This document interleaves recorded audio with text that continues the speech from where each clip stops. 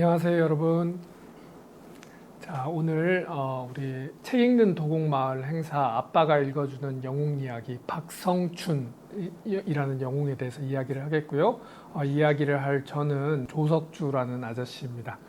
자, 제가 박성춘 이야기를 여러분들한테 하려고 하는데 혹시 지금 와 계신 여러분들 중에 박성춘이라는 이름을 이전에 들어보신 분이 있나요?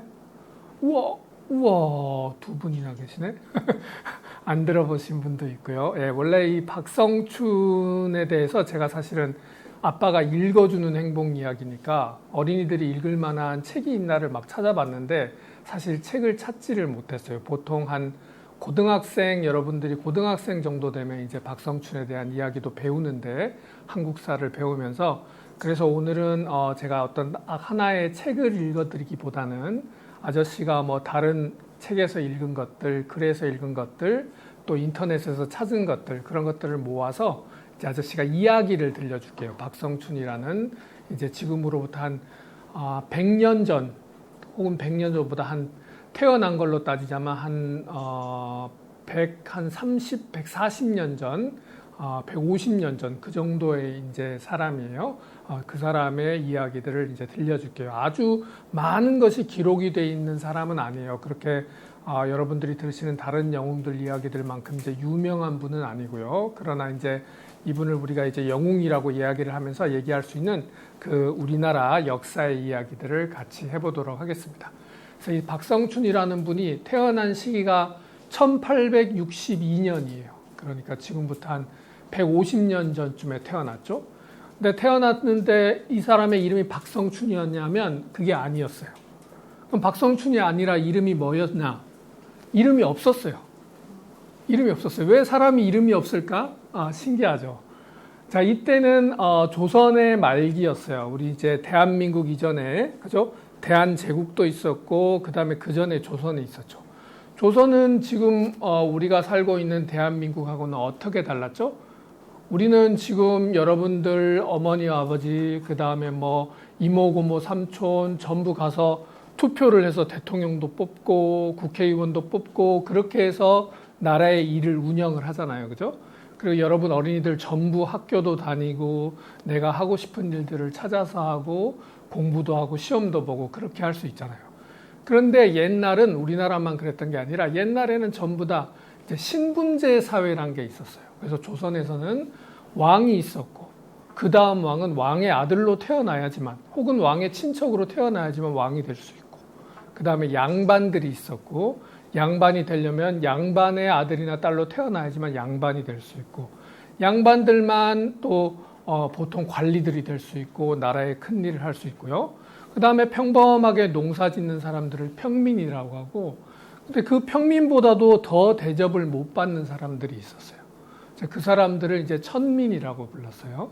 근데 천민은 보통 지금 우리가 생각하면 일정한 직업을 하고 있는 일이에요. 근데 어떤 사람이 어떤 직업을 한다는 건 우리 사람들을 위해서 필요한 일들을 해주는 거예요. 그래서 이제 우리가 생각할 때, 지금 우리가 생각할 때는 어떤 사람이 직업이 뭐라고 해서 그 사람을 대우를 안 해주거나 직업이 어떤 거라고 해서 그 사람을 차별하거나 이런 것들은 우리의 입장에서는 아주 나쁜 일이라고 생각을 하죠.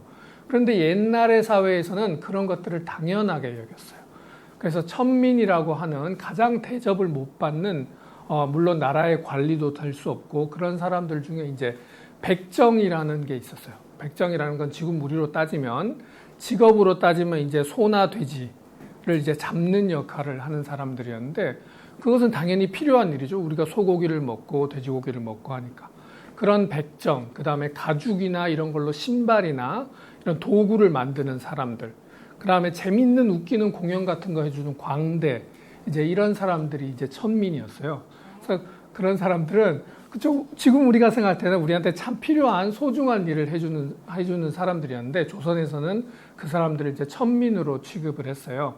그래서 어떤 차별 대우를 받았냐 하면 물론 나라 일에 뭐 공부를 하고 벼슬을 하고 이런 것은 생각도 할 수 없었고 그것뿐만 아니라 항상 평민이나 양반이 지나가면 어른 천민이라도 어른 백정이라도 어린아이가 지나가다가 꼭 공손하게 인사를 해야 됐고 그리고 옛날 여러분 드라마들 보면 조선시대 사극을 보면 남자 어른들은 잘하면 어떻게 해요? 딱 머리를 이렇게 상투를 딱 틀고 이제 이렇게 망건이란 걸 쓰거나 아니면 가스를 쓰고 도포를 딱 입고 그게 이제 우리가 봤을 때 정식 옷을 입는 거예요. 백정들은 그런 옷을 입으면 안 돼요. 아무리 나이가 들어도 머리를 이렇게 더벅머리로 풀고 다녀야 돼요. 그러면 사람들이 보고 다 저 사람 백정이란 걸 다 알고 누구나 지나가면 저 사람이 공손하게 인사를 해야 된다.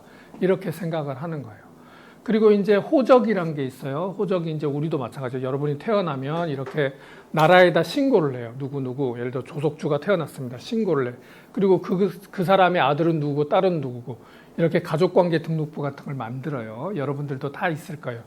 그런 호적이 있는데 백정은 호적을 만들 수가 없었어요. 그리고 예를 들어 서울 같으면 사대문 안에 성이 있었는데 성 안에 살 수도 없고 성방 마을에 아주 떨어진 곳에서만 살았어야 했어요. 그리고 이제 왜 이름이 없었느냐? 아까 제가 지금 말씀드리려고 하는 박성춘이라는 분이 왜 이름이 없었냐면 바로 그렇게 백정의 아들로 태어난 백정이었어요. 그래서 호적이 없으니까 많은 경우 어떤 이름을 지으려고도 하지 않는 경우도 많았어요. 그냥 아무렇게나 부르는 이름이 있었겠지만 정식으로 성이 뭐고 이름을 뭐다 이렇게 이름을 짓지를 않았던 거죠. 근데 이제 박성춘이라는 이분이 태어난 시대는 조선 시기의 처음이 아니라 여러분 역사를 생각하면 조선이 있고 우리 대한민국 있기 전에 그 중간에 이제 일제시대가 있잖아요. 그 일제시대가 오기 전에 이제 조선이 다른 나라하고 막 교류를 시작을 했던 시기였어요.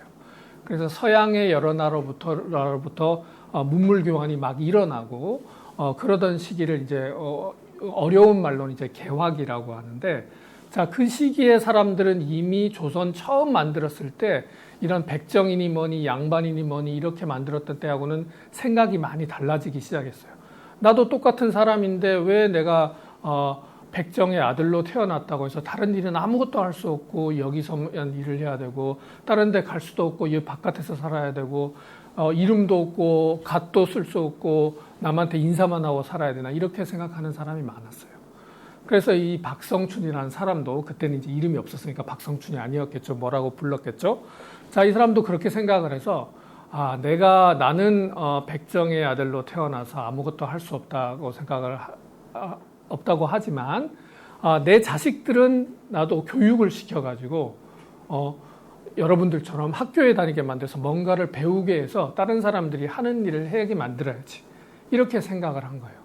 그래서 그때 아들이 있었어요. 결혼을 해서. 그러니까 박성춘이라는 분이 이제 1860년대에 태어나서 이제 1885년에 태어난 아들이 있었는데 이제 그 아들 이름이 봉출이었어요. 봉출이. 자, 봉출이를 학교에 보내야 되겠다.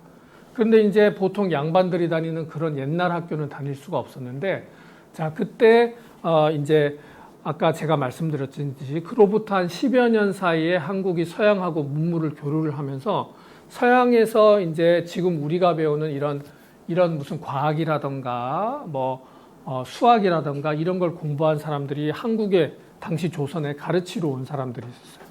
주로 어떤 사람들이었냐면 여러분 교회 아시죠? 교회 기독교 아시죠? 그런 기독교나 이런 곳에 이제 선교사라는 분들이 있어요. 그러니까 이분들은 자기들은 하느님을 열심히 믿는 사람들이어서 이제 한국이라 조선이라는 새로운 나라가 옛날에 우리가 모르던 나라였는데 이제 예를 들어서 미국의 선교사가 모르던 나라인데 새로운 나라 아는 나라 생기니까 저 나라에는 기독교를 믿는 사람이 없겠구나. 내가 거기 가서 우리 기독교 같으니까 이제 예수님의 가르침이겠죠. 예수님의 가르침을 저기 널리 알려야 되겠다. 그런 식으로 이제 한국에 들어온 이제 선교사들이 있어요.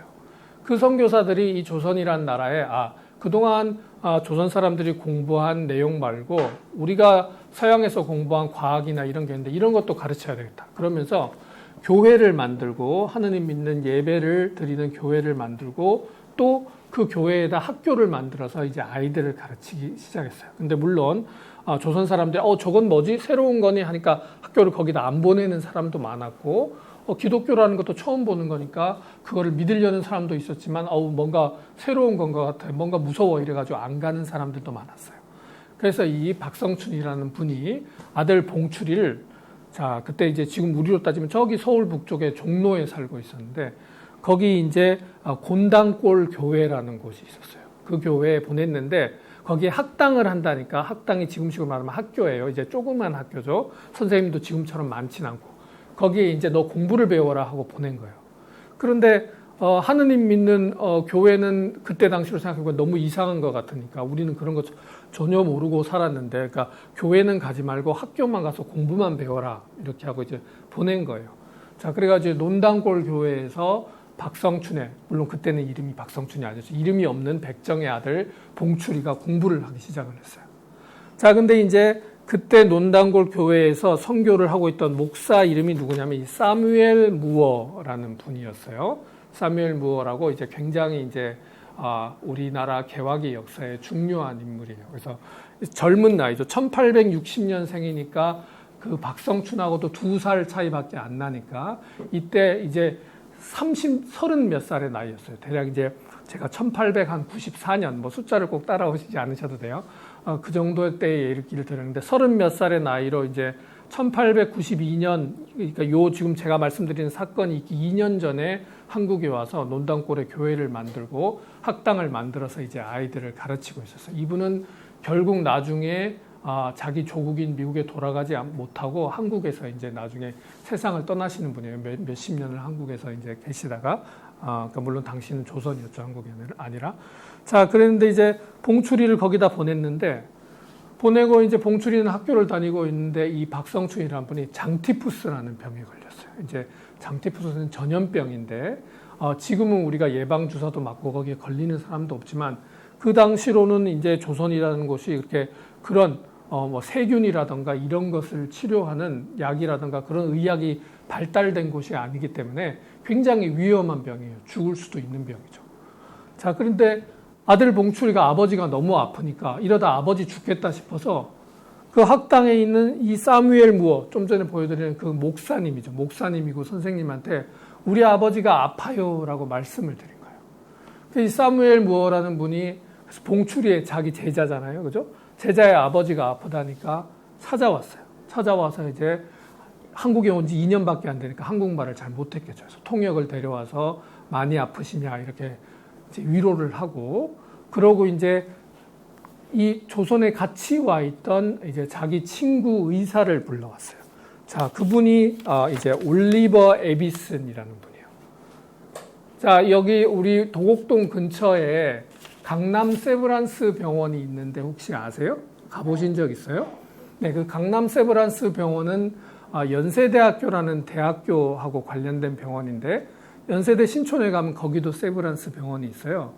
자, 그 병원이 생기기 전에 있었던 병원이 이제 제중원이라는 병원이에요. 그게 우리나라 최초의 병원인데, 자, 그 병원을 만드신 분이 이분이에요. 올리버 에비슨이라고 제가 말씀을 드리는 분. 자, 이분은 사무엘 무어라는 분과 나이가 동갑이에요. 그러니까 둘이 친구였겠죠. 그리고 사무엘 무어보다 1년 후에 조선 땅에 왔어요. 이분은 그로부터 1935년이 돼서 75세가 돼서 조선 땅을 떠날 때까지 계속 이 나라에 있으면서 이제 지금 제가 말씀드린 세브란스 병원도 만들고 그래서 우리나라 근대사의 의학이라든가 교육이라든가 이런 것에 공헌을 많이 한 분이에요. 이 당시는 그러니까 이분이 오신 지 1년밖에 안 됐을 때죠. 근데 능력을 인정받아서 뭘 하고 있었냐면 고종 황제의 주치의를 하고 있었어요. 당시의 왕. 주치의니까 왕만 특별히 왕이 어디 아프시면 이 사람이 오셨어요. 그러니까 옛날에는 다 이제 한의를 하는 분들만 계시다가 서양에서 새로운 의사가 오니까 황제가 그렇다면 내 건강을 돌보는 사람으로 당신을 임명하겠어요 해가지고 그러니까 굉장히 높은 거죠. 그러니까 왕의 주치의니까 옛날 드라마에 보는 어의처럼 그렇게 높은 거예요. 근데 이 사무엘 무어라는 분이 이제 에비슨한테 연락을 해서 내 제자의 아버지가 이렇게 아픈데 와서 좀 치료를 해주세요.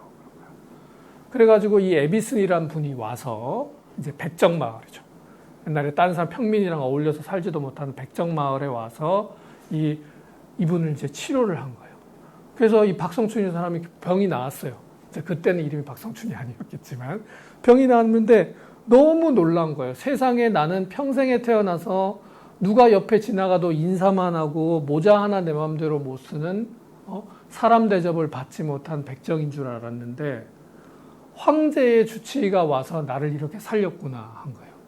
그래서 그때부터 그럼 이 사람들은 왜 나같이 아무런 힘도 없는 사람을 도와주는 걸까 했더니 이제 사무엘 무어도 목사님이고 에비슨 그 의사도 또한 선교사였어요. 그래가지고 이분들이 기독교를 믿어서 그런가 보다 하고 이제 박성춘이 그 당시에 접한 게 그거니까 그래서 나도 기독교를 공부해야 되겠다. 그리고 원래는 봉추리를 너 공부만 배우고 교회는 가지 마 했는데 그게 아니라 자기도 교회를 다니기 시작을 한 거예요. 그래서 논단골 교회에 가서 성경을 공부를 하고 교회를 다니기 시작했어요. 그러다 보니까 내가 백정으로 천민으로 항상 서럽게 살았는데 교회에 가 보니까 모든 사람이 하나님 아래 다 평등하다. 모두 다 똑같다 이렇게 가르치니까 그게 너무 좋은 거예요.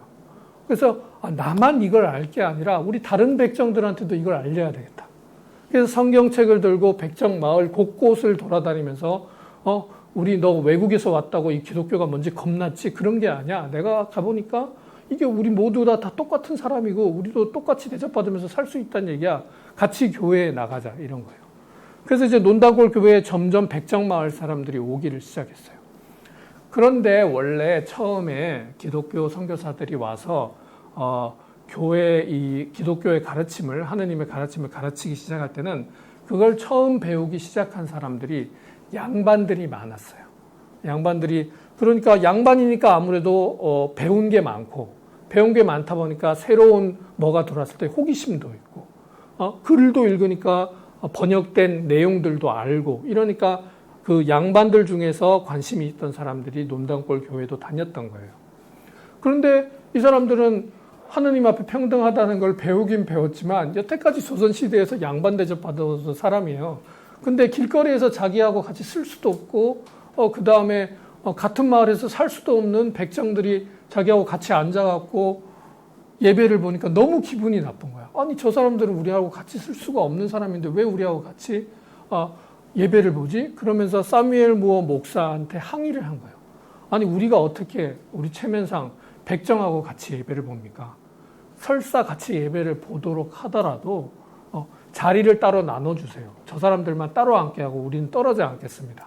그랬는데 이 사무엘 무어 30대 젊은 목사죠. 이제 먼 외국 땅에 와 있는데 양반들이 힘이 있는 사람이지만 그 말을 들어주지 않았어요.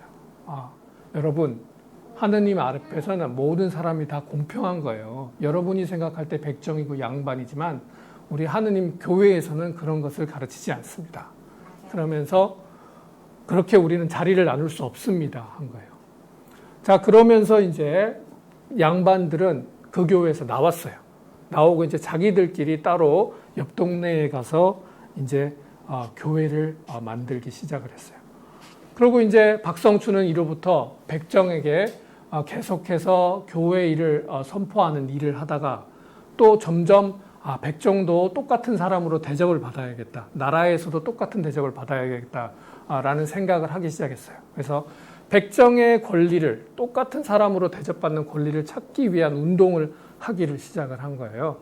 자, 그래서 1895년에 우리나라 이제 가보개혁이라는 게 생겼어요. 그래서 이제 공식적으로 조선시대의 모든 신분은 철폐한다. 이제 우리는 양반도 없고 평민도 없고 천민이라는 것도 없다. 자, 이렇게 선포가 됐어요.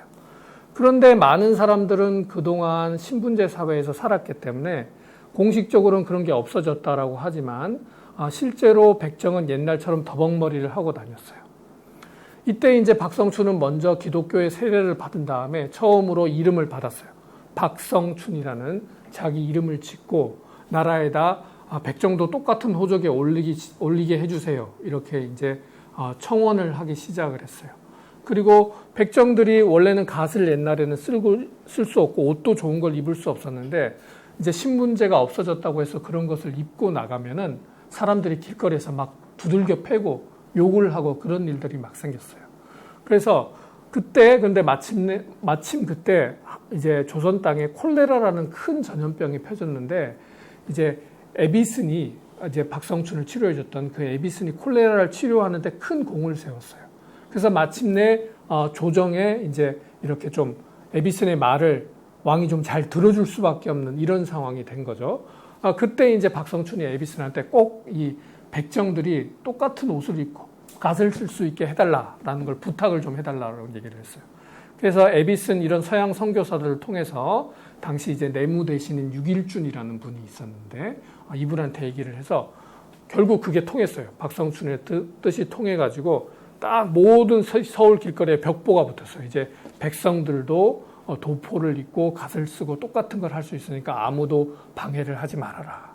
그래가지고 너무 기뻐서 이제 박성춘이 그때 이제 갓을 쓰고 모든 백성들을 모아서 갓을 쓰고 도포를 입고 서울 시내를 막 행진을 했어요. 자, 그런 것들을 이제 사람들이 보면서 놀랐죠. 백성들은 어린아이만 지나가도 길을 비켜야 되는 사람들이었는데 이제 저렇게 갓을 입고 행진을 하는구나. 그러면서 이제 막 세상이 바뀌었다는 거를 이제 사람들이 이제 막 알게 되었던 거죠. 자, 그렇게 해서 이제 그 다음부터 이제 서울에 있었던 일을 지방으로 지방에서도 계속 백성 운동, 이제 백정의 권리를 찾는 운동을 해내고 지방에서도 그런 게 있어야 된다. 지방에도 빨리 벽보를 붙여라. 안 된다고 하면은 몰려가서 계속 관가에 항의를 하고 이런 식으로 이제 백정조합이라는 것을 만들어서 이제 옛날에 이제 천대받던 이 천민들을 이제 모아서 똑같은 사람 대접을 받을 수 있도록 많은 노력을 했어요. 자, 그래서 이제 1898년쯤이 되었을 때 이때 이제 조선을 새로운 사회로 바꾸자고 노력을 하는 많은 조선 시대에 이제 여러 지식인들이 있었는데 그 사람들이 만든 독립협회라는 게 있었어요. 그 독립협회라는 게 이제 우리나라도 이런 걸 해야 됩니다. 이런 걸 해야 됩니다. 이런 개혁을 해야 됩니다. 이런 걸 가지고 이제 만민공동회라 그래가지고 옛날에는 이제 그런 게 없었는데 사람들이 길거리에 많이 모여서 토론도 하고 연설도 하고 박수도 치고 왕한테 이렇게 해주세요, 이렇게 해주세요 요구도 하고 그런 게 전혀 없었는데 이제 우리나라의 역사에서 처음으로 이제 그런 게 1898년에 일어난 거예요. 그때 이제 관민 공동회라는 큰 모임을 한 거죠. 그 모임을 했는데 그 모임의 첫 번째 연설을 한 사람이 이제 바로 박성춘이에요. 그래서 아마 여러분이 중학교, 고등학교를 가게 되면 관민공동회의 첫 번째 연설자 박성춘 이렇게 해서 박성춘이라는 사람을 배우게 되는데 그래서 사람들이 모두 놀란 거죠. 이렇게 많은 사람이 모였다. 이렇게 사람이 모이기도 하는구나. 우리 조선이 이렇게 바뀌었구나로 놀랐는데 맨 처음 연설하는 사람이 누구야? 딱 봤더니 딱 백정인, 나는 백정입니다. 이러면서 나오는 거예요. 나는 백정 박성춘입니다. 배운 게 없고 천대받던 백정입니다. 그러니까 사람들이 와 놀라는 거죠. 야, 이런데 옛날에 우리는 백정은 같은 사람이 아닌 줄 알았는데 이런 데 나와서 처음으로 연설하는 게 이제 사람이 출신이 뭔지 아빠 엄마가 누구였는지 어떤 신분의 사람이었는지 그런 거하고는 별 상관이 없구나라는 걸 이제 깨닫게 해주는 그런 일이 이제 있었던 거죠. 자, 그러면 이제 봉출이가 있었잖아요. 아까 박성춘의 아들 봉출이에 대한 얘기를 잠깐 해볼 거예요. 그때 이제 봉출이가 그때 이제 아버지를 그렇게 해서 구하고 그 다음에 계속해서 이제 사무엘 무어 선생님 거기서 공부를 하다가 이제 에비슨 선생님 밑에서 의사 공부를 하고 싶어 했어요. 이제 그때 이제 에비슨 선생님이 와서 본인도 의사로 활동을 하지만 조선 땅에도 새로운 의사를 길러야 되기 때문에 재중원이라는 학교를 만든 거죠. 그런데 지금 요새 여러분들 의사 되고 싶어 하시는 분도 많지만 지금 우리나라 의과대학에 가면 좋은 선생님들, 좋은 시설 이렇게 해서 다 잘 가르쳐 주지만 거기서는 이제 정말 소수의 그런 걸 배운 사람들이 몇 명만 조선 땅에 와 있는 거예요. 굉장히 시설도 없고 가르칠 수 있는 사람도 없는 와중에 에비슨 선생님만 해도 자기가 직접 환자를 돌보기도 하고 그 바쁜 와중에 그 다음에 여러분들처럼 초등학교, 중학교, 고등학교 교육을 잘 받아서 의과대학에 들어오는 게 아니라 기초교육이 전혀 안 된 사람들에게 화학, 과학 기초부터 가르치면서 이렇게 수업을 다 해야 되는 거예요. 그러니까 이제 엄청나게 바쁘죠. 그런 와중에 이제 봉출이가 배우겠다고 하니까 먼저 에비슨 선생님이 그렇다. 그럼 봉출이 너는 먼저 일을 좀 해봐라. 이러면서 병원에서 하는 일, 쓸고 닦고 청소하고 이런 일부터 시키면서 이제 그 다음에 기초적인 것을 가르쳐 주면서 배울 자격이 있는지 열심히 공부하려고 노력을 하는지 자 이런 것을 본 거예요. 그러면서 쭉 공부를 하다가 이제 재중원이라는 지금 이제 세브란스 병원 그쪽에 있는 의학교에 처음으로 입학을 해서 이제 같이 공부를 하게 됐어요. 그래서 공부를 열심히 하면서 다른 학교에 가서 중학교, 고등학교, 지금으로 따지면 중학교, 고등학교 학생한테 물리화학을 가르치기도 하고, 그러면서 이제 이 백정의 아들이었던, 그러니까 조선으로 따지자면 이제 봉출이도 나중에 이름을 바꿔서 이름이 이제 박서양이라는 사람이 돼요. 박성춘의 아들 박서양인데, 옛날 신분제가 그대로 있었다면 이 사람도 백정이었겠죠. 그런데 이렇게 제중원 학교를 지금으로 따지면 세브란스 의대를 졸업을 해서 1회 졸업생이에요. 우리나라 최초의 이제 의사가 되는 거예요. 우리나라 최초의 의사가 이제 몇 명 있는데 그 중에 한 명으로 이제 박서양이라는 분이 의사가 되는데, 그래서 이제 옛날 고 몇십 년 전만을 해도 이제 상상을 할 수가 없었던 일이죠. 백정의 아들은 반드시 백정이 돼야 되는데. 자, 그래서 이 박서양이라는 분은 그 이후에 여러 가지 의사로서 활동을 많이 했어요. 그리고 이제 이 박서양이라는 분이 나이가 어느 정도 들었을 때는 이제 일본이 우리나라를 점령을 했을 때죠. 그러고 나서 몇 년이 있다가 만주로 떠나갔어요. 그래서 만주에서 일본이 점령하고 있는 이제 조선 땅에 있는 게 아니라 만주로 가서 만주에 병원을 세우고 그 다음에 숭산학교라는 학교를 세웠어요. 그래서 만주로 이주해 온 많은 조선인들에게 거기서 공부를 가르치고 그 다음에 의료 활동을 하면서 아픈 사람들을 구해주기도 하고 이제 독립군의 군의로 활동하기도 하고, 그래서 독립운동에도 이제 여러 가지 기여를 했어요. 이제 그러다가 이 숭산학교 출신들이 한국에 돌아와서 독립운동 많이 하고 그러니까 나중에 이제 일제가 이 학교를 없애버려가지고 나중에 이제 한국으로 돌아오셨다가 이제 나중에 이제 세상을 떠나게 돼요. 그래서 박서양이라는 분이 또 이제 그 박성춘의 아들로서 우리나라 최초의 의사가 돼서 이런저런 많은 공헌을 하고 또 이제 좋은 사람을 살리기도 하고 이제 그랬어요. 근데 이제 이런 것들이 이제 사실 놀랄 만한 변한 거죠. 그래서 우리가 박성춘이라는 분을 제가 영웅이라고 말하는 것은 본인도 이제 여러 가지 사람의 권리를 위해서 노력하기도 했지만 또 자식을 그렇게 교육을 시켜서 또 크게 나라에 공헌을 하게 만든 그런 공도 있었죠. 자, 몇 가지 이제 뒷이야기를 더 해보면요. 아까 그때 양반들이 따로 교회를 만들어 나갔다 그랬잖아요. 백정들하고 함께 계셔서. 근데 그 교회는 자꾸만 사람이 없어져가지고 결국 점점 약해졌어요. 그래서 나중에 다시 두 교회가 합쳐져서 지금 저쪽 인사동 쪽에 있는 교회를 새로 만들었어요. 그래서 1911년이 됐을 때 박성춘의 나이가 그러니까 이제 40이 넘었죠. 40대 후반, 거의 50이 다 되었을 때 이 교회의 장로가 돼요. 교회에서 이제 장로라는 건 그 교회에서 중요한 일을 결정을 하는 이제 굉장히 교회에서 중요한 사람이에요.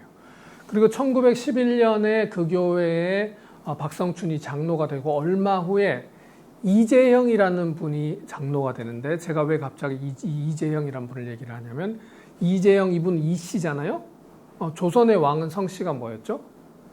이씨였어요. 이 이재영이라는 분은 바로 왕실의 후손이에요. 왕손인데, 그러니까 왕실의 후손인 이재영과 백정의 아들이었던 박성춘이 같은 교회에서 장로를 하면서 그 교회 일을 함께 논의를 하는 그런 일이 생긴 거예요. 그게 불과 박성춘이 태어나고 한 50년 만에 생긴 일이죠. 그래서 그런 일이 있었고, 그 다음에 또 한 가지 이제 에피소드를 후일담을 말씀을 드리자면, 이 에비슨이라는 이 한국에 많은 공헌을 했던 이 의사 선생님이자 선교사이자 또 교육을 많이 했던 선생님이 나이가 이제 75세가 되어서 이제 자기 나라로 돌아가요. 이제 돌아갈 때 만주를 들리게 됐어요.